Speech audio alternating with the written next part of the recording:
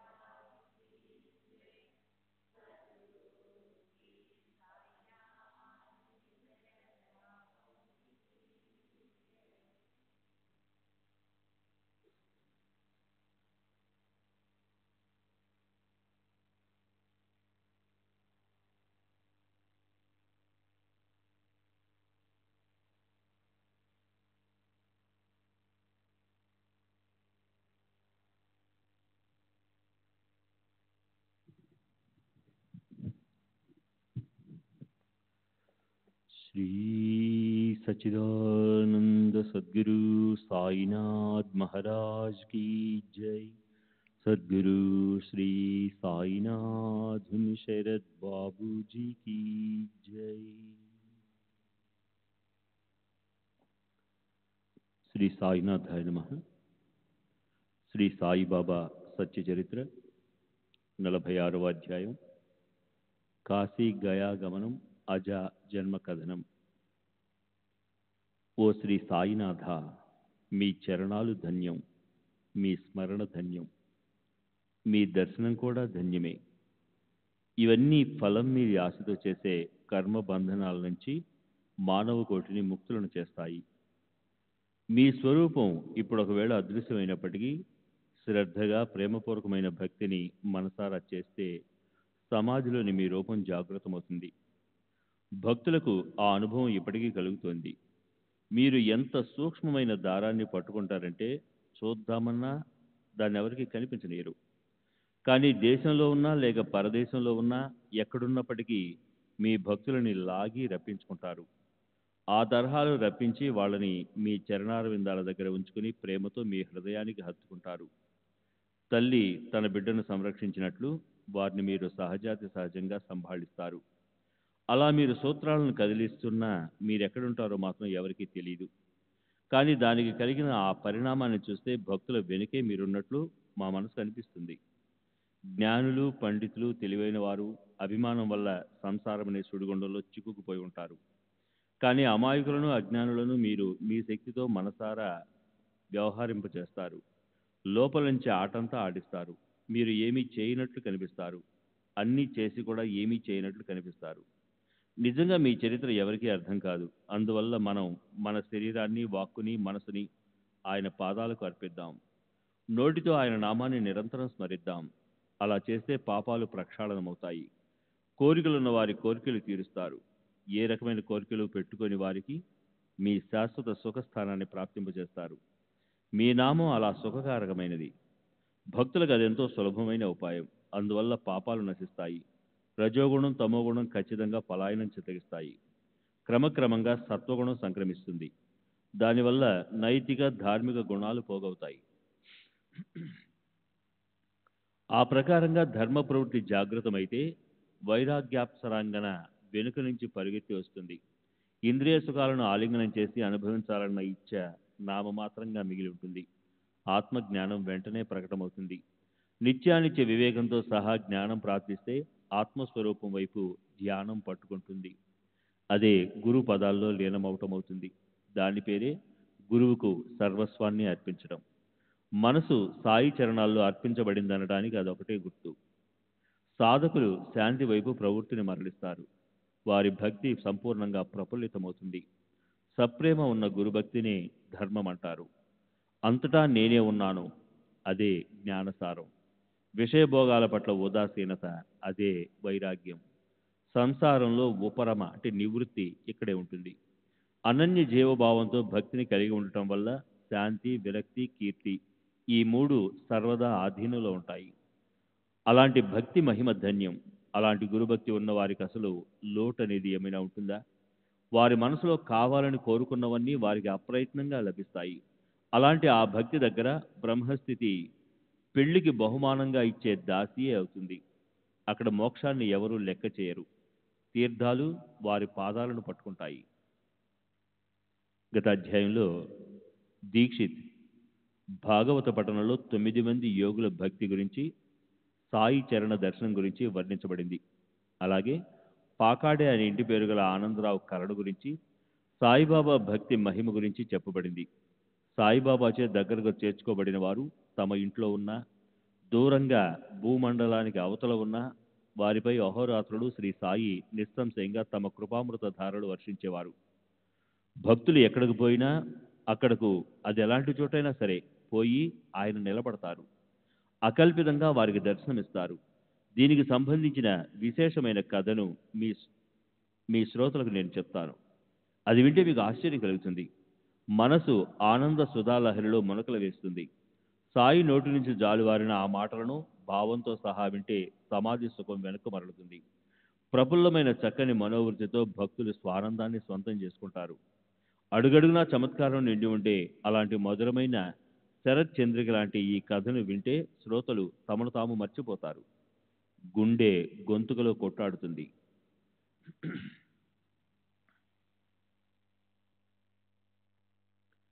కాకాసాహెబ్ దీక్షిత్ పెద్ద కొడుకు బాబు ఉపనయనం నాగపూర్లో చేయాలని నిశ్చయించారు. అలాగే నానాసాహెబ్ చందోర్కర్ పెద్ద కొడుకు పెళ్లి ఆలోచనలు జరిగి అది గ్వాలియర్ పట్టణంలో చేయాలని నిశ్చయించబడి ఒడుగయ్యాక కాకాసాహెబ్ కార్యం వల్ల పెళ్లికి గ్వాలియర్ వెళ్ళటానికి ఆలస్యం కాకూడదని నానా మనసులో ఉంది.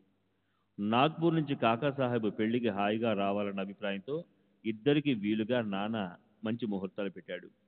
తర్వాత భక్తుల మగుటమణి నానాసాహెబ్ సాయిని పెళ్లికి పిలవాలని, ఆయన దర్శనం చేసుకోవాలని గొప్ప ఉత్సాహంతో షిరిడి వచ్చాడు. కాకాసాహెబ్ దీక్షిత్ అప్పుడు అక్కడే ఉన్నాడు. నానాసాహెబ్ మసీదుకి వెళ్ళి చేతులు జోడించి బాబాని పెళ్లికి ఆహ్వానించాడు.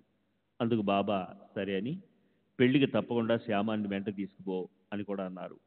తర్వాత 2 రోజుల్లో వచ్చి కాకాసాహెబ్ కూడా బాబాని ఒడుక్కి రమ్మని ఆహ్వానించాడు. అతనితో కూడా బాబా అలాగే అని శ్యామాని వెంట తీసుకుపో అన్నారు. కాకాసాహెబు బాబాని స్వయంగా రమ్మని అర్థించాడు. అందుకు బాబా వెంటనే సమాధానమిచ్చారు. కాశీ ప్రయాగ కరుణి సత్వర్ శామ్యాచే హియేతు అగోధర్ మజ్కాయ్ ఉసేరు యావయా. కాశీ ప్రయాగలకు వెళ్ళిన శ్యామ కంటే ముందే వచ్చేస్తాను. అందుకు నాకెంతసేపు పడుతుంది? ఈ మాటలపై వాళ్ళకు కలిగిన అనుభవం చూడడానికి, బాబా సర్వవ్యాపకతను గురించి తెలుసుకోవడానికి ఇప్పుడు శ్రోతలు శ్రద్ధ పెట్టి అర్థం చేసుకోండి. సరే, భోజనం అయ్యాక మాధవరావులు అడిగాడు. ఒకసారి గ్వాలియర్ వెళ్ళాక కాశీ మాత్రం ఎంత దూరం? అతను నందరామ్ మార్వాడి వద్ద ఖర్చుల కోసం 100 రూపాయలు అప్పు తీసుకున్నాడు. బాబా అనుమతి తీసుకోవడానికి అతను మసీదుకి వెళ్ళాడు. అతను ఎంతో ఆదరపూర్వకంగా బాబాని ఇలా అడిగాడు. ఇప్పుడు పెళ్లి బడుగుల కోసం గ్వాలియర్ వరకు వెళ్ళవలసి ఉంది. అయితే అవకాశం వచ్చింది కాబట్టి కాశీ గయా యాత్ర చేసుకోవాలని మనసు కనిపిస్తోంది. అయినా దేవా, నేను మీ పాదాల మీద పడి అడుగుతున్నా, కాశీ గయా యాత్రలు చేసిరానా? బాబా మాధవరావుకు వెళ్ళి రమ్మని ఆనందంగా అనుమతిచ్చారు. ఇంకా ఇలా అన్నారు. అనుచితమైతే నువ్వు మాత్రం నన్ను ఎందుకు అడుగుతావు? ఏ ప్రయత్నమూ లేకుండా సహజంగా సంభవించే వాటిని నిశ్చయపూర్వకంగా తప్పక సాధించాలి. శ్రీ సచ్చిదానంద సద్గురు సాయినాథ్ మహారాజ్ కీ జై. సద్గురు శ్రీ సాయినాథ్ శరద్ బాబూజీ కీ జై.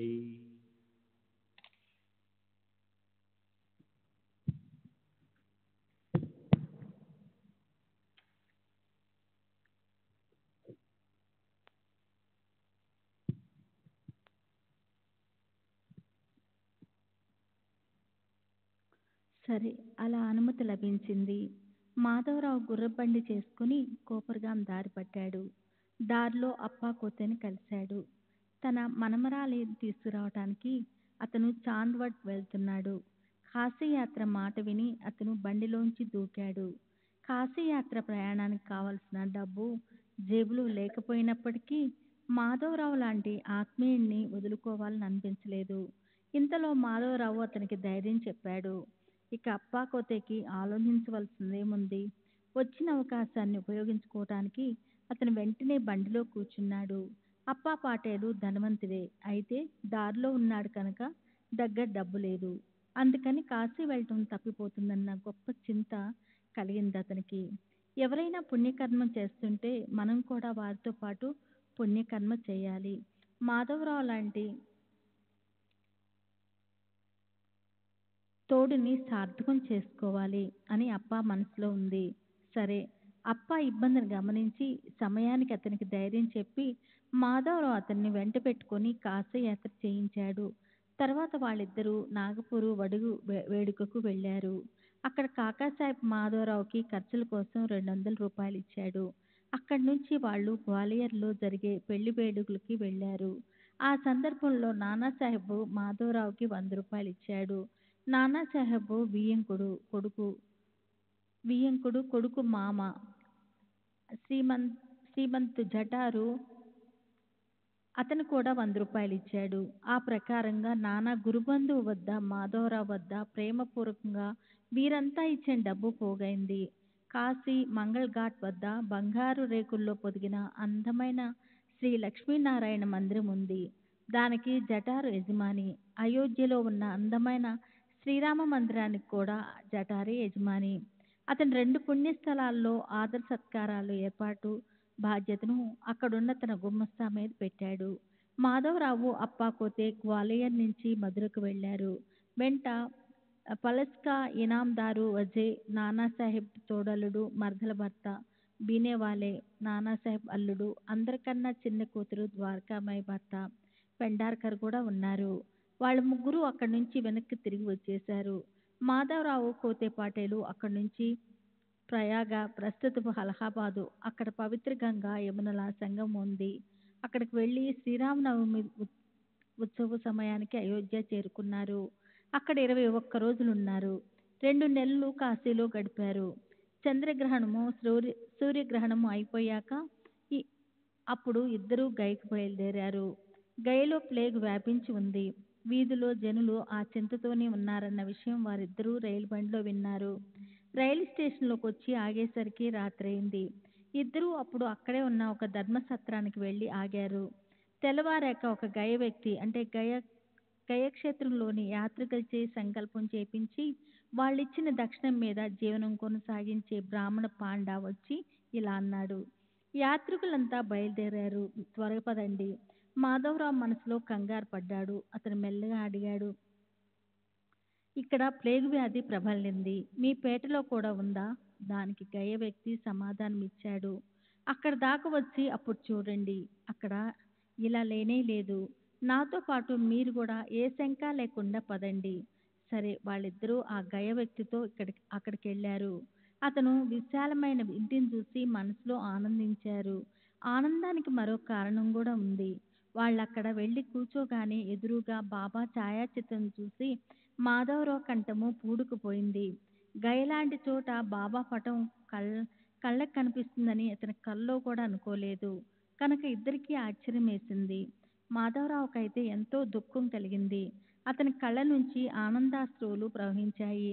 గయ వ్యక్తి, ఏమిటి మీరు ఏడుస్తున్నారా అని అడిగాడు. ఏ కారణం లేకుండా మాధవరావు అలా ఏడుస్తుంటే గయ మనిషికి సందేహం కలిగింది. అతను చింతాగ్రంథుడయ్యాడు. గయలో ప్లేగు ఉంది. తమ యాత్ర అనుకున్న విధంగా ఎలా గట్టెక్కుతుంది అన్న ఆలోచన మాధవరావు మనసులో తలెత్తుతుందనుకొని గయ మనిషికి బాధేసింది. ఇక్కడ ప్లేగు లేదని మీకు ముందే చెప్పాను కదా, అయినా మీరు ఎలా బాధపడుతుంటే నాకు ఆశ్చర్యం అనిపిస్తుంది. నాపై విశ్వాసం లేకపోతే వీరందరినీ అడగండి. ఇక్కడ మీకు వెంట్రుకవాసి కూడా ఇబ్బంది కలగదు. ఊరికే కళ్ళంట నీళ్ళెందుకు పెట్టుకుంటారు? ప్లేగు వ్యాపించిందని ధైర్యం కోల్పోయి యాత్రికుడు నిష్కారణంగా అదే పనిగా ఏడుస్తున్నాడని గయ మనిషి ఆ రకంగా నచ్చజెప్ప చూశాడు. కానీ మాధవరావు మనసులో ఆలోచనలు సుళ్ళు తిరుగుతున్నాయి. నాకంటే ముందు వచ్చి మా అమ్మ ఈరోజు నా ఎదుట ఎలా ఉంది? కాశీప్రయాగ యాత్రలు ముగించుకొని వచ్చే శ్యామ కంటే ముందు వస్తానని బాబా అంతకుముందు చెప్పిన మాటలకి ఇది ప్రత్యక్ష అనుభవ రూపం అనిపించింది. ఇంట్లో అడుగు పెట్టగానే మాధవరావుకి బాబా చిత్రపటం కళ్ళెదురు కనిపించింది. ఆ అనుకోని సంఘటన చూసి అతనికి ఎంతో విచిత్రంగా అనిపించింది. కంఠము రుద్ధమైంది. కనురెప్పల మాట నుంచి దూకిన ఆనందాశ్రువులు వెల్లువలై పారాయి. దేహం రోమాంచమైంది. ఒళ్ళంతా చెమటతో తడిసి ముద్దయింది. మాధవరావు పరిస్థితి అది. కానీ గయ మనిషి మనసులో మరోలా అనుకున్నాడు. ప్లేగు భయం పట్టుకొని అతను ఏడుస్తున్నాడని అతనికి నిశ్చయంగా అనిపించింది. శ్యామాకే తర్వాత దీని గురించి అడగాలనే కోరిక కలిగి అతను గయ మనిషిని ఇలా అడిగాడు, ఈ చిత్రపటం మీకు ఎలా దొరికిందో అది నాకు వివరంగా చెప్పండి. అప్పుడు 12 సంవత్సరాల క్రితం జరిగిన సంఘటనని, ఆయన చమత్కారాన్ని గయ మనిషి మాధవరావు చెప్పసాగాడు. దాన్ని వినండి. ఆ బ్రాహ్మణునికి ఒకరు కాదు 200-300 మంది పనివాళ్ళు జీతానికి ఉన్నారు. మన్మాడు పునతాంబే స్టేషన్లో యాత్రికులకు వాళ్ళు విస్తృతంగా వసతులు కల్పిస్తుంటారు. యాత్రికులకు సౌకర్యాలు కలిగజేయటమే కాక ఆ గయ మనిషి నిత్య వృత్తి అలా నడుస్తుండగా ఓసారి గయ మనిషి షిరిడి వెళ్ళాడు. సాయి సమర్థులు గొప్ప మహాత్ములన్న విషయం అతను విన్నాడు. ఆయన దర్శనంతో తరించాలని నిశ్చయించుకున్నాడు. సాయిబాబా దర్శనం చేసుకున్నాడు. పాదాలకి నమస్కరించాడు. ఆయన చిత్రపటము పొందాలన్న కోరిక కూడా అతనికి కలిగింది. మాధవరావు దగ్గర గోడకి వేలాడుతూ ఒక చిత్రపటం ఉండేది. గయ వ్యక్తి దాన్ని ఇవ్వమని అడగసాగాడు. అందుకని అతను బాబాని అడిగి దాన్ని అతనికి ఇచ్చాడు. అదే అప్పటి తన చిత్రపటమని, అతనే ఈ గయ వ్యక్తి అని మాధవరావు గుర్తొచ్చింది. అక్కడికే బాబా తనని ఎలా పంపించారు? ఇంత సుదీర్ఘ కాలం తర్వాత అతనితో నన్నెలా కనిపించారు? వాస్తవానికి 12 సంవత్సరాల నాటి కథ ఎవరైనా ఎందుకు గుర్తుంచుకుంటారు? కానీ బాబా లీలలు లోతైనవి. ఆయన శ్యామను అక్కడికే పంపించి అక్కడే తన దర్శనం ఇచ్చారు. గయ వ్యక్తి కూడా మనసులో ఎంతో సంతృష్టి చెందాడు. సాయిబాబా అనుమతి తీసుకుని తన ఇంటి నుంచి ఇదే చిత్రపటాన్ని ఇదే గయ వ్యక్తికి తాను ఇచ్చాడని శ్యామ గుర్తొచ్చింది. షిరిడి వచ్చినప్పుడు ఇతని వద్దే తాను ఇదివరలో బస చేశానని, అతనే తనచే బాబా దర్శనం చేయించాడని గయ వ్యక్తికి గుర్తొచ్చింది. అప్పుడు ఒకరినొకరు చూసుకొని ఆ ఉపకారం వల్ల వారిద్దరూ ఆనందానికి పరిమితులు లేకుండా పోయింది. గయ వ్యక్తి శ్యామకి గయలో ఎంతో గొప్పగా ఏర్పాట్లు చేశాడు. ఆ గయ వ్యక్తి ఇంట్లోని ఐశ్వర్యాన్ని ఏం వర్ణించాలి? ఏనుగులు అతని ఇంటి ముందు ఉన్నాయి. తాను స్వయంగా పల్లకీలో కూర్చొని శ్యామాని ఏనుగుపై కూర్చోబెట్టాడు. విష్ణు పాదాల గైలో విష్ణు పాదాల ప్రతిమ ఉండే స్థలం వద్దకు వెళ్ళి వెంట పూజా సామగ్రిని తీసుకుని దేవుడికి అభిషేకం స్నానం చేయించి విధిపూర్వకంగా పితరులకు పిండదానం చేయించాడు. అప్పుడు బ్రాహ్మణులకి దక్షిణ ఇచ్చి తృప్తిపరిచాడు. నైవేద్యం పెట్టి అందరూ భోజనం చేశారు.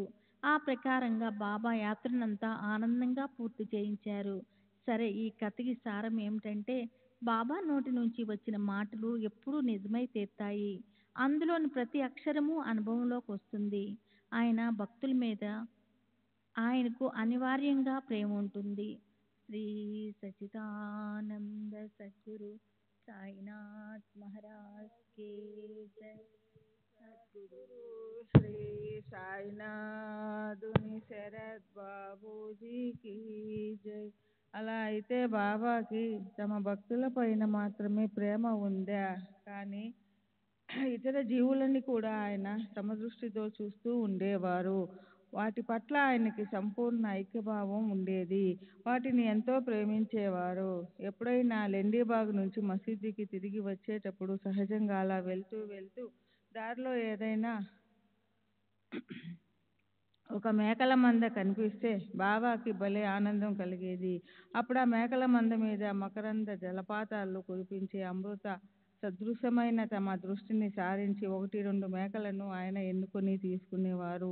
వాటి యజమాని ఎంత ధర చెప్తే అంత ఇచ్చేసేవారు. తాము కొన్న ఆ మేకలను కొండాజీ అనే పేరు గల భక్తుడి దగ్గరుంచేవారు. బాబా పద్ధతి అలా ఉండేది.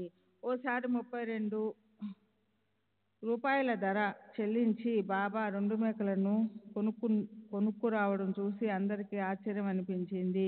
ఆ 2 మేకలను చూసి బాబాకి వాటి మీద ఒక్కసారిగా ప్రేమ ఉప్పొంగింది. వాటి దగ్గరికి వెళ్ళి వాటి వీపు తట్టారు. అవి పశు ఏనుగుల్లో జన్మించడం చూసి సాయి సమర్థులకు వాటిపై కరుణ కలిగింది. వాటి ఆ అవస్థ చూసి ఆయన హిమవత్ పర్వత సానువు ద్రవించింది. వాటి పట్ల ప్రేమ వెల్లువై ఉబికింది. వాటిని దగ్గరకు తీసుకొని మృదువుగా నిమిరి వాటిపై మహోన్నత కృప అమృత దృష్టితో చూడడం భక్తులకు ఆశ్చర్యం అనిపించింది. వాటి మీద పూర్వజన్మకు సంబంధించిన తమ గొప్ప ప్రేమ బాబాకి గుర్తొచ్చింది. ఆయనకు ప్రేమ వరదలై పారింది. వాటి పశుజన్మ చూసి బాబా మనసు ఎంతో వ్యాకులం చెందింది. కానీ ఆ మేకల ధర 2-3 మహా అయితే 4 రూపాయలుండొచ్చు. దానికోసం బాబా అలా అంత ఎక్కువగా 16 రూపాయలు ఎందుకు ఇచ్చారు అని తాత్యాకు ఆశ్చర్యం కలిగింది. దేయి వాణి ఘేయి ప్రాణి. వ్యాపారి నోటితో అడిగిన ధర ఇచ్చి అవసరమైన వస్తువును కొనడం. ఈ పద్ధతిని కళ్ళతో ప్రత్యక్షంగా చూసి తాత్యాకోతే పాటిల్ మాధవరావు బాబా చేసే ఈ పనిని వారించారు. 2 రూపాయల వస్తువుకి బాబా 16 రూపాయలు ఎందుకు ఇచ్చారు? ఆయనకి డబ్బంటే లెక్కలేదా? అలా ఆయన తమకు తోచిన విధంగా ఏదో ఒకటి చేస్తూ ఉంటే ఆయన యుక్తి కూడా వారికి సరి అనిపించలేదు. ఇద్దరి మనసులకి చాలా చికాకు కలిగింది. బాబా అలాంటి బేరాలు ఎందుకు చేస్తారు? బేరం చేసే పద్ధతి ఇదేనా అని ఇద్దరు బాబాపై దోషం ఆరోపించారు. బాబా అలా ఎలా మోసపోయారని అందరూ అక్కడ పోగయ్యారు. కానీ బాబా మాత్రం ఎంతో హాయిగా ఉన్నారు. ఆయనకి ఏదో కోల్పోయినట్లు లేదు. వీరిద్దరూ అలా కోపించిన బాబాపై దోషం ఆరోపించిన బాబా కొంచెం కూడా నొచ్చుకోలేదు. శాంతి సుఖంలో మౌనంగా ఉండిపోయారు. అప్పుడు మనసులో పూజ్యభావం కలిగి వారిద్దరూ బాబాని ఇలా అడిగారు, ఔదార్యం అంటే ఇలాగే ఉంటుందా? 32 రూపాయలు పోయినట్లే కదా. కేవలం డబ్బుని దృష్టిలో పెట్టుకొని మాత్రమే అడిగిన ఆ ప్రశ్న విని సాయిబాబా నవ్వుకొని మనసులో ఇలా అనుకున్నారు, వీళ్ళంతా పిచ్చివాళ్ళు, నేను వీళ్ళని ఎలా సమాధానపరచాలి? బాబా శాంతి ఎంతో విలక్షణంగా ఉండేది. ఆయన మనసులోని స్థైర్యం అసలు చలించలేదు.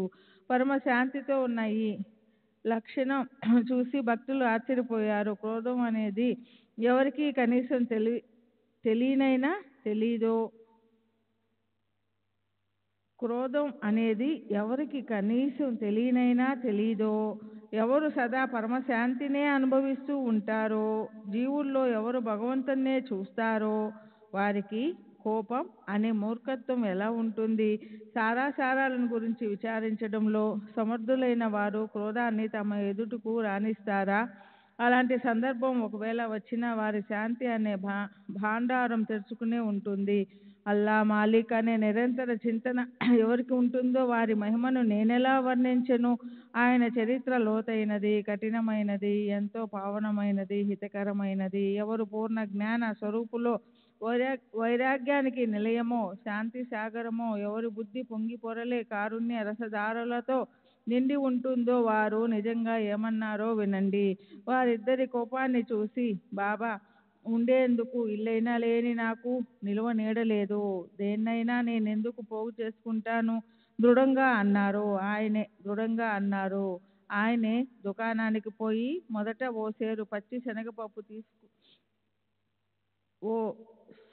పచ్చి శనగపప్పు తీసుకురండి, వాటికవి కడుపు నిండా పెట్టండి, అప్పుడు వాటిని ఆ మేకల కాపరికి తిరిగి ఇచ్చేయండి. బాబా ఇచ్చిన ఆ ఆజ్ఞను అనుసరించి వెంటనే మేకలకు పప్పు తినిపించారు. కొంచెం కూడా ఆలస్యం చేయకుండా వాటిని మేకల మందలోకి తిరిగి పంపేశారు. సాయిబాబా మూర్తీభవించిన పరోపకార అవతారులు. తాత్య కోత్య కానీ, శ్యామ కానీ, మరెవరైనా కానీ ఆయనకి ఎప్పుడెలా వ్యవహరించాలన్నా దాన్ని నేర్పడం ఏమిటి?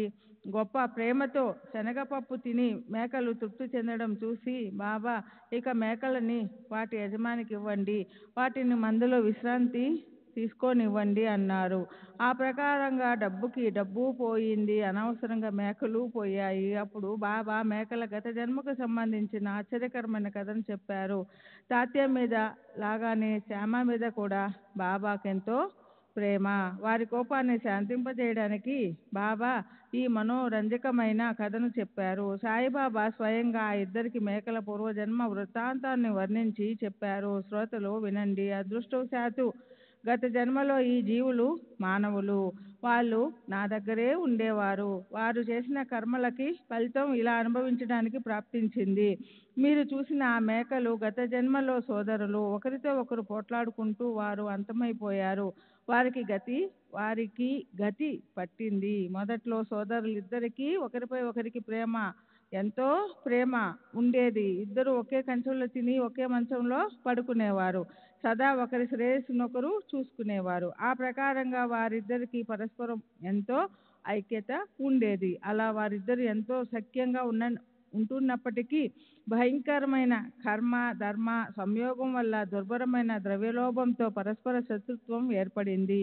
వారిలో పెద్దవాడు సోమరి, చిన్నవాడు అహర్నిశలు పనిచేసేవాడు. అతను చాలా డబ్బు సంపాదించి కూడబెట్టుకోవడం వల్ల పెద్దవాడికి అతనిపై ఈర్ష్య కలిగింది. అతన్ని చంపితే గాని డబ్బు తన చేతికి రాదని చెడు మార్గాన్ని అవలంబించాడు. ధనంపై మోహం వల్ల మానవులు కన్ను మిన్ను కానరు. కళ్ళుండి ఆ పెద్దవాడు అంధుడైనాడు. సోదర ప్రేమలోని అనుబంధాన్ని విస్మరించాడు. చిన్నవాణ్ణి చంపడానికి సిద్ధపడ్డాడు. ప్రారబ్ధం చాలా కఠినమైనది. ఆ సోదరులకు నిష్కారణంగా వైరం ఉత్పన్నమయ్యింది. ఎవరికీ తెలియకుండా మోసపూరితంగా చేసుకున్న పథకాలు ఒకరినొకరికి తెలిసాయి. లోభం అనివార్యంగా పెరిగిపోయింది. వారి ఆయుష్ ముగిసింది. వాళ్ళు తమ సోదర ప్రేమనంతా మర్చిపోయారు. కోపంతో ఎంతో మండిపడి శత్రువులా ఒకరితో ఒకరు దెబ్బలాడుకున్నారు. ఒకడు తల మీద బలమైన కర్రతో కొట్టి రెండోవాణ్ణి పడేశాడు. రెండోవాడు ఒక్కసారిగా గొడ్డలి వేటు వేసి తన సోదరుని చంపేశాడు. అప్పుడు చిన్నాభిన్నమైన రక్తంతో తడిసిపోయిన వాళ్ళిద్దరూ మూర్ఛపోయారు. కొద్దిసేపు అయ్యాక వారి ప్రాణాలు పోయి వారిద్దరూ మరణించారు. అలా చనిపోయాక వాళ్ళు ఈ పశు యోనిలో ప్రవేశించారు. వారిని చూసినప్పుడే వాళ్ళకి సంబంధించిన ఈ కథ నాకు గుర్తొచ్చింది. చేసిన కర్మలను అనుభవించడానికి వాళ్ళు మేకలుగా పుట్టారు. అనుకోకుండా ఆ మందలో చూసి వాళ్ళపై ప్రేమ కలిగింది కనుక జేబులోంచి డబ్బు ఖర్చు పెట్టి వారికి విశ్రాంతి కలిగించాలని నాకు అనిపించింది. కానీ మీ వల్ల వాటి కర్మలే వాటికి అడ్డొచ్చాయి. నా మనసులో మేకల పట్ల దయ ఉంది. కానీ మీ బలవంతం వల్ల నేను కూడా చివరికి వాటిని వాటి యజమాని దగ్గరకు పంపేయడానికి సిద్ధపడ్డాను. సరే, ఇక్కడ ఈ కథ ముగిసింది. శ్రోతలు నన్ను క్షమించాలి. ముందు రాబోయే అధ్యాయాన్ని వింటే శ్రోతల మనసుకు వింటే శ్రోతల మనస్సు ఆనంద తీరాలకి పరుగు పెడుతుంది. ఈ అధ్యాయం కూడా తీయని అనుబంధాలను అందంగా ముడివేసే ప్రేమతో నిండి ఉంటుంది. అవి కూడా సాయి నోటి నుండి జాలువారిన అమృతపు గులికలే. హేమాడ్ పంతు సాయి చరణాలలో వినయంగా అయి శ్రోతలకి విన్నపం చేస్తున్నాడు. సర్వులకి శుభమస్తు. ఈ ప్రకారంగా సత్పురుషులు సజ్జనులు ప్రేరణ కలిగించిన భక్త హేమాడ్ పంతు రచించిన శ్రీ సాయి సమర్థుల సత్య చరిత్రలోని కాశీ గయా గమనం అజ జన్మ కథాన అనే పేరు గల 46వ అధ్యాయం ముగిసింది. శ్రీ సద్గురు సాయినాథ అర్పమస్తు. శుభం భవతు. శ్రీ సచ్చిదానంద సద్గురు సాయినాథ్ మహారాజ్ की जय. सद्गुरु श्री साईनाथ शरद बाबू जी की जय. सच्चिदानंद सद्गुरु साईनाथ महाराज की जय. सद्गुरु श्री साईनाथ शरद बाबूजी की जय. 47వ అధ్యాయం శ్రీ సాయిబాబా ముఖశ్రుత కథాకథనం. శ్రీ సాయిబాబా నోటి నుంచి విన్న కథ గురించిన వర్ణన. శ్రీ గణేశునికి నమస్కారం. శ్రీ సరస్వతీదేవికి నమస్కారం. శ్రీ గురు మహారాజుకి నమస్కారం. శ్రీ కులదేవతకి నమస్కారం. శ్రీ సీతా శ్రీ రామచంద్రులకి నమస్కారం. శ్రీ సద్గురు సాయినాథునికి నమస్కారం. ఎవరి దరహాస చంద్రికల ముఖారవిందాన్ని ఒక్క క్షణం పాటు చూసినా అనంత జన్మల దుఃఖోద్వేహం నశిస్తుందో అతిశయానంద సింధువును ఉత్పన్నం చేయగల ఆ సాయి శ్రీముఖ ధన్యం. సాయి కారుణ్య దృష్టితో మనని అవలోకిస్తే చేసిన కర్మల బంధనాలన్నీ వెంటనే విడివడతాయి. భక్తులకి ఆత్మానందపు అనుగ్రహం అరక్షణంలో లభిస్తుంది. ఆయన కృపా దృష్టితో కర్మ అకర్మల చిక్కులు విడిపోతాయి. ఆయన కృప అనే సూర్యుడి ప్రచండ ప్రకాశం పడితే సంసారమనే మినుగురు నిస్తేజమై గుప్తమైపోతుంది. జహత్తులోని పాపాలను ప్రక్షాళనం చేసిన గంగానది తాను మలినమైపోతుంది. పోగు చేసుకున్న తన మాలిన్యాన్ని ప్రక్షాళనం చేసుకోవటానికి సాధు చరణ ధూళి కణాన్ని కోరుకుంటుంది. సాధు చరణాలు తన తీరాన్ని ఎప్పుడు స్పృశిస్తాయి, వారు స్నానం చేయటానికి ఎప్పుడొస్తారు అని వారికై నిరీక్షిస్తూ ఉంటుంది. ఎందుకంటే అది తప్ప తన దగ్గర పోగైన పాప మాలిన్యాన్ని నిరసించగల మరో మార్గమే లేదని దానికి బాగా తెలుసు. సాధు మకుటమణి శ్రీ సాయి సమర్థుల మాటలు ఈ కథలో ఉన్నాయి. ఇది గుర్తించుకుని భావిక సజ్జనులు ఎంతో ఆదరంతో ఈ పావన కథను వినండి, చూడండి. అందరి కళ్ళ వెనుక ఉన్న చూడగల శక్తి, అందరి చెవుల వెనుక ఉన్న వినికిడి శక్తి స్వతహా శ్రీ సాయియే. ఆయనే నా హృదయంలో ప్రవేశించి ఈ విషయం నాకు చెప్పారు. సాయి స్వయంగా సకల సత్పురుషుల మకుటమణి. ఈ కథలోని విశేషాన్ని వింటే శ్రోతలు దేహస్పృహను విస్మరిస్తారు. వారి హృదయం సౌరభాలు వెదజల్లే అరవెరిసిన అరవిందాల ప్రేమకు సంబంధించిన అష్టభావాలతో నిండిపోతుంది. సాయి పెదవుల నుండి జాలువారిన ఈ కథలోని అంతరార్థం మీద శ్రద్ధ పెట్టి ఉద్దేశంపై దృష్టి పెడితే శ్రోతలు కృతకృత్యులవుతారు. కాబట్టి శ్రోతలు నా విన్నపాన్ని వినండి. ఈ కథను నేనే చెప్తున్నా, నేను కూడా మీలాహే దానిలోని తాత్పర్యం తెలుసుకోలేని అజ్ఞానిని. సాయిబాబాకి భక్తులపై ఉన్న అమలిన ప్రేమ గుర్తు తెచ్చుకుని చింతలతో చికాకు పడే మనసు తన స్వభావాన్ని మర్చిపోతుంది. సంసారిక చింతలతో చితికిపోతూ కష్టాల కొలిమిలో కాలిపోయే జీవులకి శాంతి లభిస్తుంది. ఇంతకన్నా మంచి లాభం ఏమిటి? గత కథానుసంధానాన్ని శ్రోతలు ప్రశాంత చిత్తంతో వినండి. కథని అంతరాయం లేకుండా వింటే మనసుకి తృప్తి కలుగుతుంది. గడిచిన అధ్యాయం చివర శ్రోతలు మేకల కథ విన్నారు. వాటి గత జన్మ గుర్తుకు రాగానే బాబాకి వాటి పట్ల ప్రేమ ఉత్పన్నమైంది. అలాగే ఇప్పుడు ద్రవ్యలోభం గురించిన పరమావస్థ అధపతనానికి ఎలా దారి తీస్తుందో ఆ కథను జాగ్రత్తగా వినండి. కారుణ్యకాంతులు వెదజల్లుతూ సాయి ఒకటి వెంట ఒకటిగా కథలు చెప్తారు. అది వినేటప్పుడు అందులో అంతరాయం రానీకుండా సుఖ సంతోషాలను పెంచుతారు. సాయి సమర్థుల స్వంత కథ ఇది. అది చెప్పే నోరు కూడా ఆయనదే. హేమత్ ఊరికే కేవలం నామమాత్రంగా ఉన్నాడు అంతే. సాయి కథ అనే మహాసాగర తీరంలో కూర్చుని ఉన్నప్పుడు మనకి కథల కోసం కష్టం ఎందుకు? కల్పవృక్షం క్రింద కూర్చుని ఉన్నప్పుడు కలిగిన కోరిక వెంటనే నెరవేరుతుంది. సూర్యుడి ఇంట్లో దీపం కావాలని ఎవరు అనుకుంటారు? త్రాగటానికి స్వయంగా అమృతమే దొరికిన వారికి విషం తాగాలన్న ఆలోచన వస్తుందా? సాయి లాంటి వారు నిరంతరం మన వెనుక ఉండి రక్షిస్తుంటే కథామృతం మనకి తక్కువవుతుందా? మనసారా ఆనందంగా దాని మాధుర్యాన్ని రుచి చూడండి. కర్మ సిద్ధాంతం తెలుసుకోవటం చాలా కష్టం. ఎవరికి అది ఎక్కడా అంతుపట్టదు. గొప్ప గొప్ప ఉత్తమ జ్ఞానులు కూడా దాంతో మోసపోతారు. కానీ అజ్ఞానులు అమాయకులు మాత్రం దాన్ని దాటుకుని వెళ్ళిపోతారు. అలాగే ఈశ్వర నియమాన్ని అధిగమించటం చాలా కష్టం. దాన్ని ఎవరు ఉల్లంఘించగలరు? కనుక మనం నిరంతరం లోకరీతిని అనుసరించి మన కర్తవ్యాన్ని ఆచరించాలి. దానికోసమే కర్మలన్నీ చేయాలి. లేకపోతే శాస్త్ర విరుద్ధమైన ఆచరణ సంభవిస్తుంది. మరణించాక వారి వారి కర్మలను అనుసరించి వారికి జన్మ లభిస్తుంది. యదా కర్మయ దాశ్రుతం. వారి వారి కర్మలను అనుసరించే వారి జ్ఞానం ఉంటుంది. దాన్ని అనుసరించి జీవులు రేత బీజంలో కలిసి స్త్రీ లేదా పక్షి యోనుల్లో ప్రవేశిస్తారు. అంటే మానవులు, పశుపక్షులు, జలచరాల లాంటి చలన వలనాలున్న యోనుల్లో జన్మిస్తారు. అయితే కొందరికి స్థావరం ప్రాప్తిస్తుంది. అంటే వృక్షాలు, లతలు, పర్వతాలు లాంటి చలన వలనాలు లేని యోనుల్లో జన్మిస్తారు. యదా ప్రజ్ఞం హి సంభవ. వారి వారి బుద్ధి లేదా ఆలోచనలను అనుసరించే వారికి తరువాతి జన్మ లభిస్తుంది. ఈ శృతి అర్థం తెలియని వారు ఎవరు? కనుక జీవులకు ఇష్టమైనట్లు అవి మళ్ళీ జన్మించవలసి ఉంటుంది.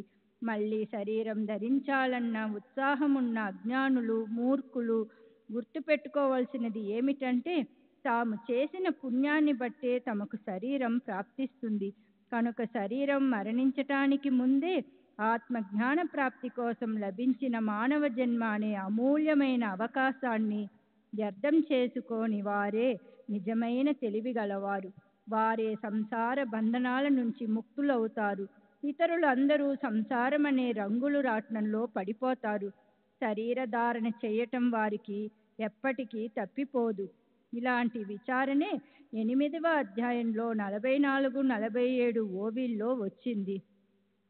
మానవులు మరణించాక జీవాత్మకి ఏమవుతుంది?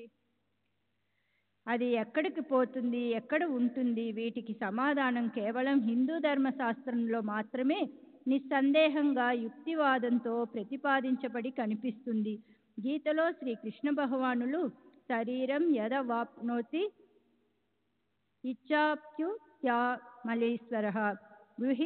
గృహీత్వైతాని సంయాతి వాయుర్గంధాని వాసయాత్. దేహేంద్రియ సంఘాతమునకు ప్రభువగు జీవుడు శరీరమును విడుచుచున్నప్పుడును నూతన శరీరమును పొందుచున్నప్పుడును పుష్పాది స్థానముల నుండి గాలి వాసనలను గ్రహించి పోవునట్లు పంచేంద్రియములు, మనస్సు అన్న ఆరింటిని గ్రహించి వెడలుచున్నాడు. శ్రీ సచిదానంద సద్గురు సాయినాథ్ మహారాజ్ కీ జై. సద్గురు శ్రీ సాయినాథుని శరత్ బాబూజీ కీ జై. శ్రీ సచిదానంద సద్గురు సాయినాథ్ మహారాజ్ కీ జై. సద్గురు శ్రీ సాయినాథుని శరత్ బాబూజీ కీ జై. కఠోపనిషత్తులో యమధర్మరాజు అంటే సాక్షాత్తు ముత్తుదేవత. నచికేతుడికి ఈ క్రింది మంత్రంలో ఇదే మరింతగా స్పష్టం చేసి చెప్పాడు. అతని మాటలను హేమంత్ పంత్ పైన 47వ అధ్యాయంలో 24 ఓవిలోను 8వ అధ్యాయంలో 44, 45, 46 ఓవిలోని చెప్పారు. యోని మన్నే ప్రపద్యంతే శరీరతత్వయే దేహినాం స్థాణు మన్యను సంయుక్తిని యథా కర్మ యథాశుతం బృహదారణ్యకోపనిషత్తులో జీవాత్మ ఒక శరీరం నుంచి మరో శరీరంలోకి వెళ్ళటాన్ని వర్ణిస్తున్నప్పుడు ఎంతో అందమైన ఉపమను ప్రయోగించారు. అలాగే గడ్డి మీద నడిచే గొంగళి పురుగు ఒక గడ్డి పోచ మీద నుంచి మరో గడ్డి పోచ మీదకు పోయేటప్పుడు రెండవ పోచను ఆధారం చేసుకుని అప్పుడే మొదట పోచ పైన ఆధారాన్ని వదిలేస్తుంది. అదేవిధంగా జీవాత్మ తన మొదటి దేహాన్ని వదిలేటప్పుడు మరో దేహంలోకి ప్రవేశించటానికి ఏర్పాటు చేసుకుంటుంది. రెండవ పోలిక కంసలి వాడిది. అతను కూడా తన మునుపటి బంగారు నగను కరిగించి మరో అందమైన కొత్త నగను తయారు చేస్తాడు. మొత్తానికి తనకు రాబోయే జన్మ తన చేతిలోనే ఉంది అన్న సిద్ధాంతాన్ని ఆయన దర్శింపచేస్తారు. దీని గురించి మన శాస్త్రాల్లో చెప్పబడిన మరో సిద్ధాంతము అంతేమతి గతి సాగతి. మొదట ఎలా అన్న ఉండని సరిగ్గా మరణించే ముందు బుద్ధి లేదా విచారం లేదా ఎలా ఉంటుందో దాన్ని అనుసరించి వారికి మరు జన్మ లభిస్తుంది. శ్రీకృష్ణ భగవానులు గీతలో ఇలా అంటారు: యం యం వసి స్మరన్ భావం త్యజత్యన్ కళేబరం తంతమే వైతి కంతేయం సదా తదాద్భవిత. మరణించే సమయంలో మానవులు ఏ భావాన్ని లేక రూపాన్ని చింతిస్తూ దేహాన్ని వదిలేస్తారో అలాంటి భావం యొక్క స్మరణచే కలిగిన సంస్కారాన్ని కలిగి ఉండటం వల్ల ఆయా రూపాలనే పొందుతారు. అంత కాలేచ మామేవ స్మరన్ ముఖ్య కళేబరము యం ప్రయాతి సమద్భావం యతి నా సత్య సంశయం. మరణించే సమయంలో నన్నే స్మరిస్తూ దేహాన్ని వదిలేసేవారు నా స్వరూపాన్నే పొందుతారు. ఇందులో సంశయం లేదు. దీని గురించి అజమిలుడి కథ పురాణాల్లో ప్రసిద్ధి చెందింది. జన్మాంత పాప కర్మాల్లో దొర్లి అతని మరణించే సమయంలో నారాయణ నారాయణ అంటూ ఈ పేరుతో ఉన్న తన ప్రియమైన పిల్లవాడిని ప్రేమగా అదే పనిగా పిలిచాడని యమదూతలు అతన్ని స్పర్శించలేకపోయారు. విష్ణు దూతలు అతన్ని వైకుంఠానికి తీసుకువెళ్ళారు. దీనికి విరుద్ధంగా ఉంటుంది జడభరతుడు కథ. భరత మహారాజు ఎంతో తపస్వికుడై ఉండి కూడా ఒక హరిణం పిల్ల మీద అనివార్యమైన మమకారం వల్ల అతను హరిణం యోనిలో జన్మించవలసి వచ్చింది. పరీక్షణం రాజా తన మరణానికి ముందర సుఖ మహోమునితో 7 రోజుల పాటు భాగవత పురాణాన్ని విన్నాడు. సాయిబాబా కూడా దేహ త్యాగానికి ముందు వజే అనే పేరుగల బ్రాహ్మణితో 14 రోజులు రామ విజయాన్ని చదివింపచేసుకున్నారు. శ్రీ సచ్చిదానంద సద్గురు సాయినాథ్ మహారాజ్ కీ జై. సద్గురు శ్రీ సాయినాథుని శరత్ బాబూజీ కీ జై.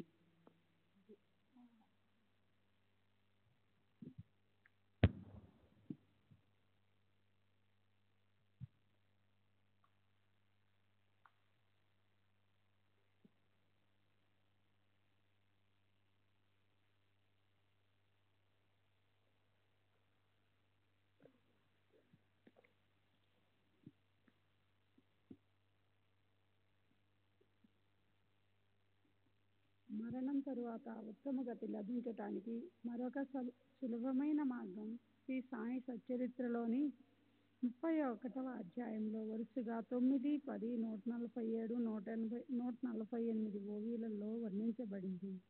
దీని గురించి మద్రాసు సన్యాసి విజయానందుడు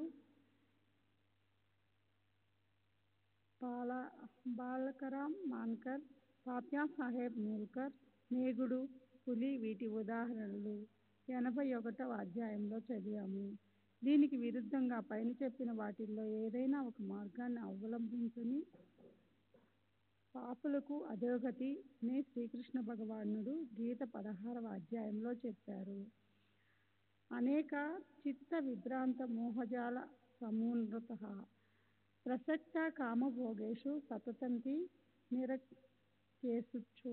అజ్ఞానంతో మోహంతో భ్రమలో పడిపోయిన వారు, అనేక రకాలైన చిత్త సాంచల్యాలతో కూడిన వారు, మోహమనే వలలో దారాపుత్ర క్షేత్రాదుల యందు అభిమానం బాగా కప్పబడిన వారు, కామ మోహ ఆసక్తులైన వారు ఘోరమైన నరకంలో పడిపోతారు. తానహం విశతు కుర్వాన్ సంసారేషు నరాధమాన్ క్లిపామ్య జశ్రమ శుభాన సురీస్వే యోనిషు. అలాంటి ఆ ద్వేషపూరితులు, క్రూరులు, పాపులు అయిన నరాధాములను నేను జనన మరణ రూపాలైన ఈ సంసార మార్గంలో అసురి అంటే భయంకరమైన నీచయోనుల్లో ఎప్పుడు జన్మింపజేస్తాను. శ్రీ సచ్చిదానంద సద్గురు సాయినాథ్.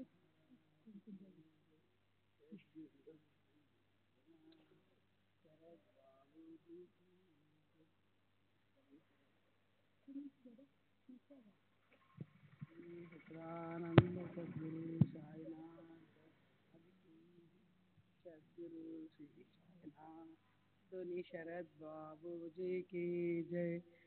असुरीम योनि మాఫన్న ముడా జన్మని జన్మని మామా ప్రాప్యే కాంతియే తతో యాంతే దమాంగతిం. ఈ రకంగా ఓ కౌంతేయ, ఈ మూర్ఖులు అసూరి యోనిలో ఉత్పన్నమైన ప్రతి ఒక్క జన్మలోనూ నన్ను పొందకయే చివరికి తాము పొందిన జన్మ కంటే నీచతరమైన జన్మని పొందుతారు. ఇప్పుడు ఈ కథలో విశేషం ఏమిటంటే, అది విని లోపల దుష్టవృత్తి ఉన్న వాళ్ళకి నేను దేహాన్ని అన్న భావానికి చెందిన గుర్తు నశించిపోయి వారిలో అష్టసాత్విక భావాలు జాగృతమవుతాయి. తమకు అపార సంపద ఉన్న స్వాభావికంగా లోభత్వంతో ఉండే వారి జీవితం వ్యర్థం.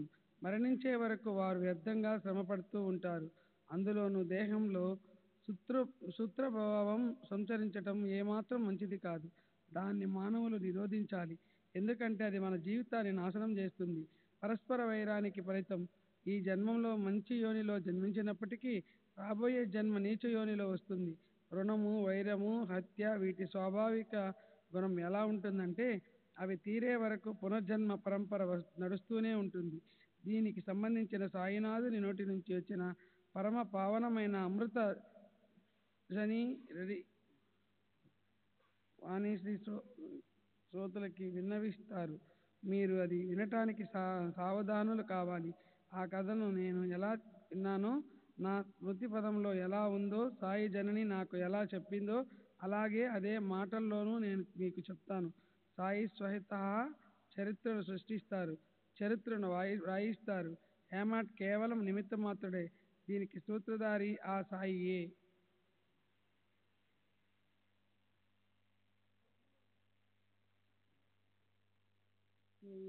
సచ్చిదానంద సద్గురు సాయినాథ్ మహారాజ్ की जय.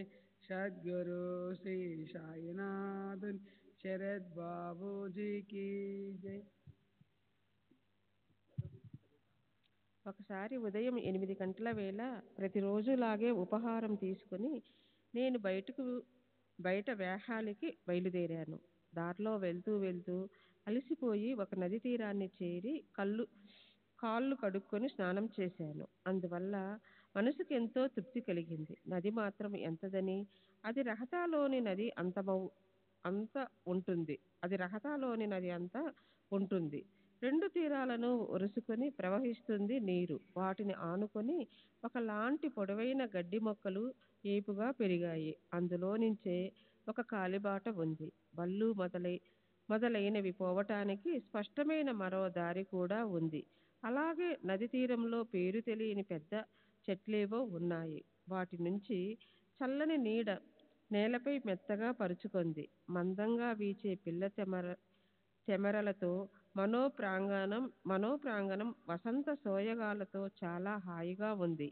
ఆ పెద్ద చెట్లను చూసి నేను వాటి నీడలో హాయిగా పోయి కూర్చున్నాను. అప్పుడు చిలుము నింపటానికి చిలుమును చుట్టే బట్టముక్కను తడపటం కోసం నేను నది దగ్గరికెళ్ళి వస్తుంటే బెకబెకమన్న శబ్దం వినిపించింది. నాకది కప్ప అరుపు అనిపించింది. కానీ కానీ అందులో ఆశ్చర్యపడవలసినదేముంది? నీరున్న చోట కప్పలుండటం సహజమే. బట్టను తడిపి నేను తిరిగి వచ్చాను. చేతుల్లో చెకుముకి అగ్ని అగ్ని ముట్టించటానికి అవసరపడే ఒకలాంటి గులకరాయి ఇనుప ముక్కల జత తీసుకుని గులకరాయితో అగ్ని వెలిగించి చిలిమిని తయారు చేశాను. అప్పుడే ఓ బాటసారి వచ్చి నమస్కరించి నా దగ్గర కూర్చున్నాడు. నా దగ్గర నుంచి నమ్రతతో చిలిం చేతిలోకి తీసుకొని ఇంత దూరం వచ్చారు అని అతను మళ్ళీ ఇలా అన్నాడు. ఇక్కడి నుంచి మసీదు చాలా దూరం. అక్కడికి వెళ్ళేసరికి మీకు ఎండెక్కుతుంది. ఈ పక్కనే నా ఇల్లుంది. చిలుం పీల్చి అక్కడికి పోదాం. కొద్దిగా రొట్టె తిని ఓ క్షణం సేపు విశ్రాంతి తీసుకుని అప్పుడు ఎండ తగ్గాక హాయిగా మీరు తిరిగి వెళ్ళిపోవచ్చు. నేను కూడా మీతో పాటు వస్తాను అన్న ఆ సంభాషణ అయ్యాక బాటసారి చిలింని ఓసారి పీల్చి దాన్ని నాకు పీల్చేందుకిచ్చాడు.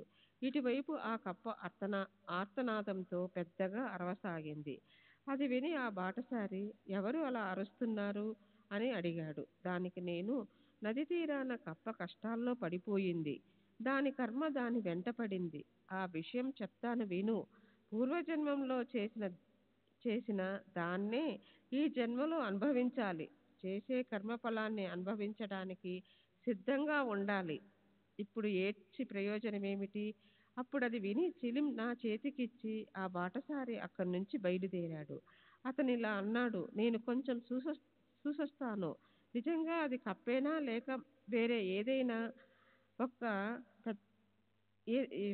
కప్పేనా లేక వేరే ఏదైనా ప్రాణ? దానికేం దుఃఖం కలిగిందో చూసొస్తాను. అతని కోరిక చూసి నేను ఇలా అన్నాను, పో చూసిరా.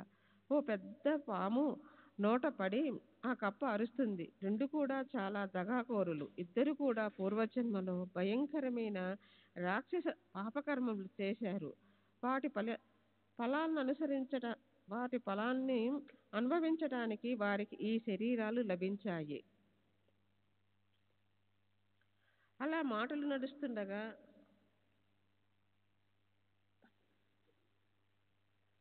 కొంచెం చదివానికి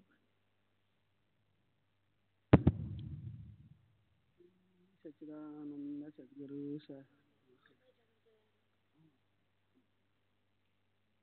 అమ్మ చదవరా.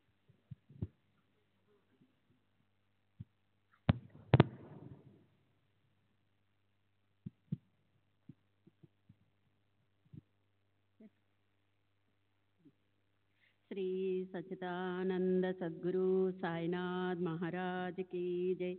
सद्गुरु श्री సాయినాథ్ శరత్ బాబూజీకి జై. అలా మాటలు నడుస్తుండగా ఆ బాటసారి అక్కడికి వెళ్ళి ప్రత్యక్షంగా అక్కడ జరిగేది చూసి తిరిగి వచ్చాడు. అతను మీరు చెప్పిన మాట ఎంతో నిజంగా కాలుడిలాగా పాము నోరు ఎంత పెద్దది, ఆ కప్ప కూడా ఎంతో భయంకరమైనది. కానీ అది ఆ పాముకి పలహారం అయ్యింది. అది పాము నోటికి ఆహుతి అయ్యింది. అది పావుగంట అరగంటలో చచ్చిపోతుంది. కర్మల గతి ఎంత విచిత్రమో. ఆ పాము ఆ కప్పని ఇప్పుడు ఒక క్షణంలో మింగేస్తుంది అన్నాడు. అప్పుడు నేను అతనితో, దాన్ని ఎందుకు మింగుతుంది? దాని తండ్రి నేను ఇక్కడ ఉన్నాను కదా, నేను ఇక్కడ ఎందుకు కూర్చున్నాను అనుకుంటున్నావు? నా స్నానాన్ని వదిలి నేను ఇక్కడికి వచ్చి కూర్చున్నది ఆ కప్పని పాము చేత మింగించడానికేనా? చూడు, నేను దాన్ని ఎలా విడిపిస్తాను. వాటిని తగువు నుంచి విడిపించాక మనం ఇంటికి వెళ్ళిపోదాం పద.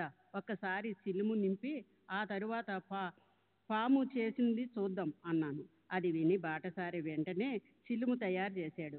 నేను కూడా దాన్ని తీసి చేతి పట్టుకుని 2 సార్లు పీల్చాను. ఆ తరువాత బాటసారిని వెంట పెట్టుకుని ఆ గండిలో నడుస్తున్న అవి ఉన్న చోటికి వెళ్ళాను. ఆ పాముని చూసి మళ్ళీ ఆ బాటసారి కంగారు పడ్డాడు. ఎంత పెద్దదో, భయంకరమైన సర్పము అంటూ భయంతో ముందుకు పోవద్దు, ఆ పాము మన దగ్గరికే వస్తుంది పారిపోదామంటే ఇక్కడ చాలా ఇరుగ్గా ఉంది. వద్దు వద్దు, అక్కడికి పోకండి అన్నాడు. ఆ భయంకరమైన దృశ్యాన్ని చూసి ఆ బాటసారికి భయమేసింది. అప్పుడు ఆ ఇద్దరి వైర్య వృత్తికి సంబంధించి నేను చేసిన ఉపదేశం వినండి. ఒరే బాబు వీరభద్ర, నీ వైర్య ప్రవృత్తుల వల్ల బసప్పకి కప్ప జన్మ వచ్చినప్పటికీ ఇప్పటికీ పశ్చాత్తాపం కలగలేదా? నీవు కూడా పాము యోనిలో జన్మించి కూడా ఇప్పటికీ ఇంత వైర్యం పెట్టుకున్నావే. ఇకనైనా సిగ్గుపడి వైరాగ్యం పోగొట్టుకుని హాయిగా ఉండండి. నా నోటి నుంచి ఈ మాటలు బయటికి వచ్చాయో లేదో కప్పను వదిలిపెట్టి పాము గబుక్కున పారిపోయింది. వెంటనే లోతుగా ఉన్న నీళ్లలో ప్రవేశించి అదృష్టమయ్యింది. మృత్యుముఖము నుంచి విడిపడిన కప్ప కూడా గెంతు పెట్టి చెట్లు పొదలోకి దూరి దాక్కుంది. బాటసారికి ఎంతో ఆశ్చర్యమేసింది. అతను అలా అన్నాడు, ఇదంతా నాకేమీ అర్థం కావటం లేదు. మీ నోటి నుంచి మాటలు బయటికి రాగానే పాము కప్పని ఎలా వదిలేసింది? పాము కూడా ఎలా అదృష్టమయ్యింది? వీళ్లలో వీరభద్రప్ప ఎవరు? చెన్నబసప్ప ఎవరు? వారి వైకర్యానికి అసలు కారణం ఏమిటి? కృపతో నాకు ఆ కథను చెప్పండి. దానికి నేను ఇలా అన్నాను, సరే, మొదట మనం చెట్టు క్రిందకి వెళ్దాం. చిలుము పీల్చి అప్పుడు నీ సందేహాన్ని తీర్చి నా స్థలానికి నేను తిరిగి వెళ్ళిపోతాను. అలా అని అతనితో కలిసి చెట్టు కిందకు వచ్చాను. దట్టంగా పరుచుకుని ఉంది నీడ. చల్లని పిల్లగాలి ఆహ్లాదకరంగా వీస్తుంది. బాటసారి మళ్ళీ చిలుము వెలిగించి మొదట తాను పీల్చి తరువాత నా చేతికి అందించాడు. దాన్ని అలా పీలుస్తూ ఆ బాటసారికి నేను ఆ అందమైన కథను చెప్పాను. చూడు, నేను ఉండే చోటు నుంచి 2-3 క్రోసులు 6 లేదా 9 కిలోమీటర్ల దూరంలో ప్రసిద్ధి చెందిన ఒక పురాతన స్థానం ఉంది. అక్కడ ఎంతో కాలం నుంచి శిథిలమైన శివాలయం ఉంది. దాన్ని జీర్ణోద్ధరణం చేస్తే బాగుంటుందని అందరి మనసులకి అనిపించింది. ఆ పని కోసం చాలా పెద్ద మొత్తంలో చందాలు వసూలు చేశారు. ఎంత డబ్బు పోగయింది. పూజ అర్చనలకు ఏర్పాట్లు కూడా చేసి ఆ డబ్బుని ఎలా వినియోగించాలన్న దానికి ప్రణాళికలు తయారు చేశారు. అక్కడున్న ఓ గొప్ప ధనికుడిని దానికి నిర్వాహకుడిగా నియమించారు. అతని చేతికి డబ్బంతా ఇచ్చేశారు. నిర్ణయం తీసుకునే అధికారం కూడా పూర్తిగా అతనికే ఇచ్చారు. అతనే వేరువేరుగా జమా ఖర్చులు లెక్కరాసి పెట్టాలి. అందులో తన సొంత సందా డబ్బును కూడా పెట్టాలి. ఈ కార్యం తప్పకుండా అతనే చేయాలని ప్రామాణికంగా నిర్ణయించారు. కానీ అతను ఎంతో లోభి. తనకేదైనా నష్టం కలుగుతుందేమో అన్న ధోరణిలోనే అతను ఆ పనిని నడిపిస్తున్నాడు. కనుక ఆ పని పూర్తవ్వలేదు. డబ్బంతా ఖర్చు అయిపోయింది. అయినా పని మాత్రం సగమే అయ్యింది. ధనికుడు తన సొంత డబ్బునిచ్చి పైసా కూడా ఖర్చు పెట్టలేదు. తన వద్ద ఉన్న ఒక పైసాని కూడా వదులుకోలేదు. పెద్ద ధనవంతుడైనప్పటికీ అతను మూర్ధాభివించిన లోభత్వమే పైకి తీయగా మాట్లాడుతూ ఉన్న పని మాత్రం ముందుకు జరగలేదు. తరువాత డబ్బు పోగు చేసిన వాళ్ళంతా అతని ఇంటికి వచ్చి ఇలా అన్నారు, నీవెంత వడ్డీ వ్యాపారివైతే మాత్రం ఏమి, నీవు చెయ్య విదిల్చుకోకపోతే ఈ శివుడి జీర్ణోద్ధరణ ఎలా పూర్తవుతుంది? దీనికేమైనా ఆలోచించావా? ప్రజల్ని అభ్యర్థించి మేము మరిన్ని విరామాలు తెస్తాము. అది కూడా నీ చేతికే ఇస్తాము. ఈ ఒక్కసారికి ఈ పని పూర్తి చేసేయి. తరువాత మరింత డబ్బు పోగైంది. అతని చేతికి పెద్ద మొత్తం వచ్చింది. కానీ దానివల్ల కూడా ఏమీ ప్రయోజనం కలగలేదు. ఆ ధనికుడు మాత్రం హాయిగా కూర్చున్నాడు. అలా కొన్ని రోజులు గడిచిపోయాయి. దేవుడు మనసుకి ఏదో ఒకటి చెయ్యాలని అనిపించింది. ఆ ధనికుడికి శ్రీ సచ్చిదానంద సద్గురు సాయినాథ్ మహారాజ్ కీ జై. సద్గురు శ్రీ సాయినాథ్ శరత్ బాబూజీ కీ జై.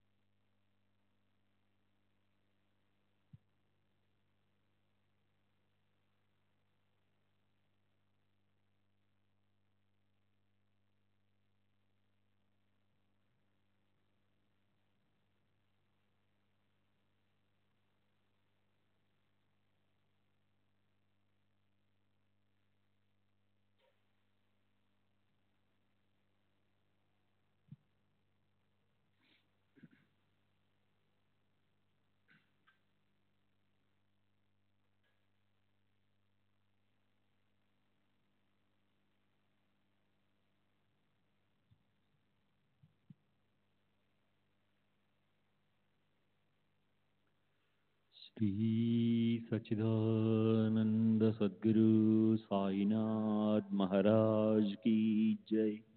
सद्गुरु श्री साईनाथ शरद बाबू जी की जय।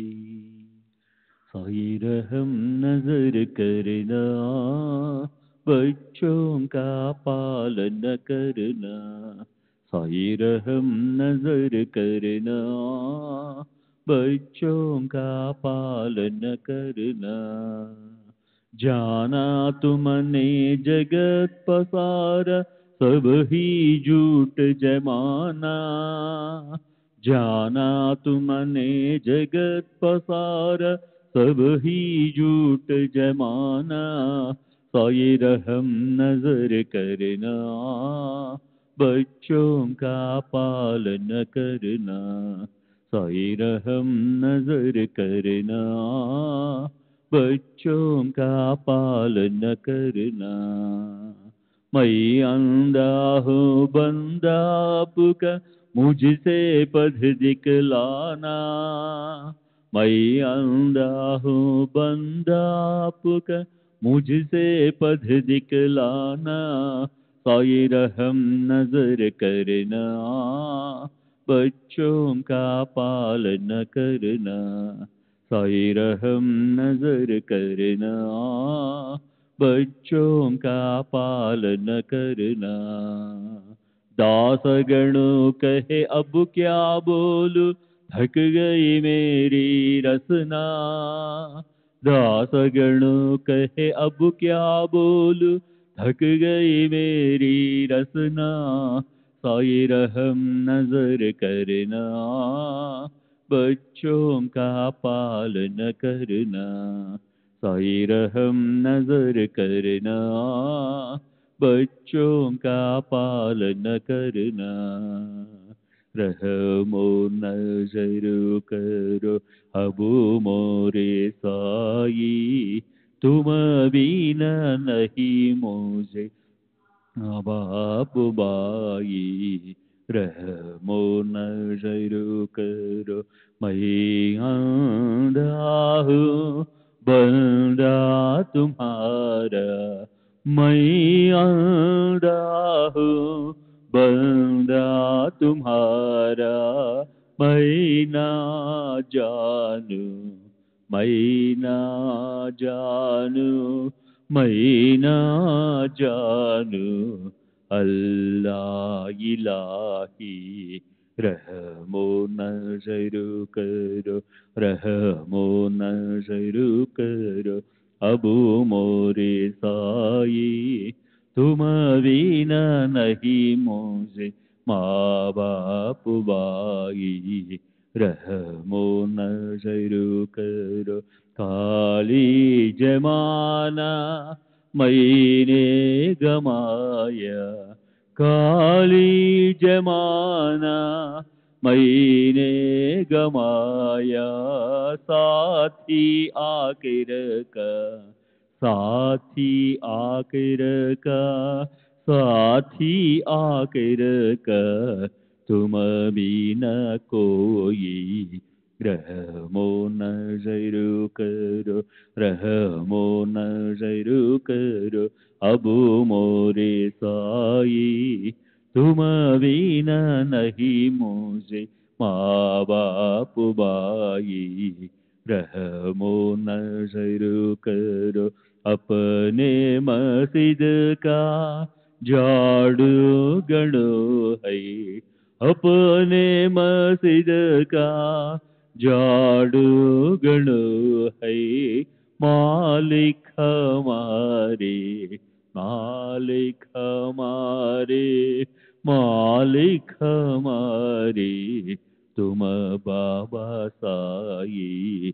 रहमो नजर करो, रहमो नजर करो अबू मोरे साई।